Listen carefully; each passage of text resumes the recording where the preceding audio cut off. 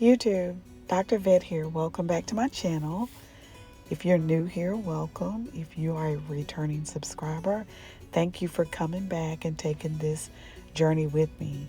So today's vlog is going to be me and my helper getting some rock into what I'm going to call my river walk.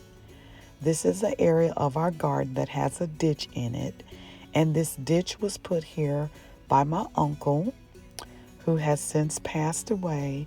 But this field used to be planted up with mustard greens, I believe. And when we decided that we were going to put our house here, then they shifted some of the areas that they farm in. But this area had mustard greens in it. And this is the ditch that he dug out that would help with the drainage when he was farming in this area. Because he dug this ditch out with a backhoe and other farm equipment, we have not been able to fill the ditch in. We don't want to put dirt in it. We want to keep it for drainage for our house, because our house was graded to make sure water run away from our house. But that created like these little slopes where water can sit. And so what we're going to do is channel that water to this ditch, and I am going to make it decorative and call it my river walk garden. So today, me and my helper, my helper that I love, are going to put some big boulders down that we got from a cousin when she was having her new home built. These were big boulders that she had around her older home, and so she gifted these to us, and I said I'll take them and we'll use them in the Riverwalk. So what we're doing here is preparing some landscaping paper to try to keep weeds from growing up between the boulders until we get this area looking how we want it to look. So if there's something that you're interested in, or if you want to see how much help I do not give because these boulders are heavy, then keep watching. I think it turns out pretty good. Again, thanks for watching and happy gardening.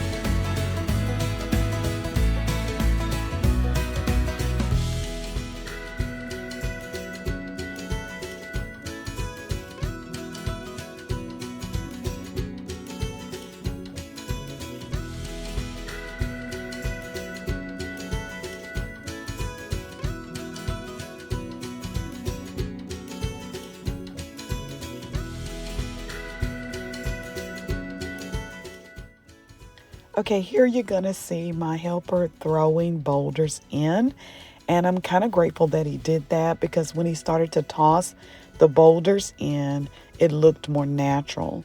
And afterwards, we go back and we reposition some of them just to make sure that they're secure and that there's not going to be any shifting when water starts to flow down it.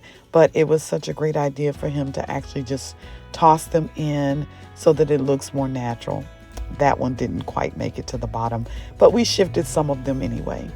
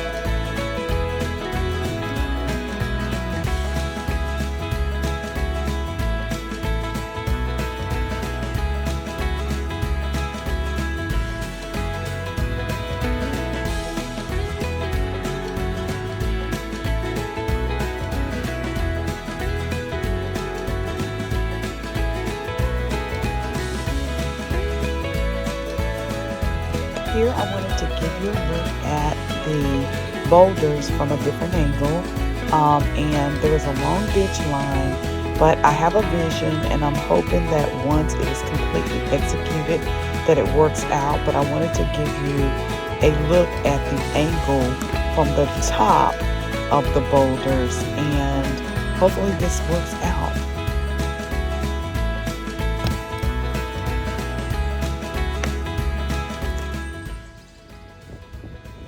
Okay, so we got the ditch bank, which I am going to call my river walk, finished up. We got the big boulders down there at the edge, and this is specifically when it is hurricane season here.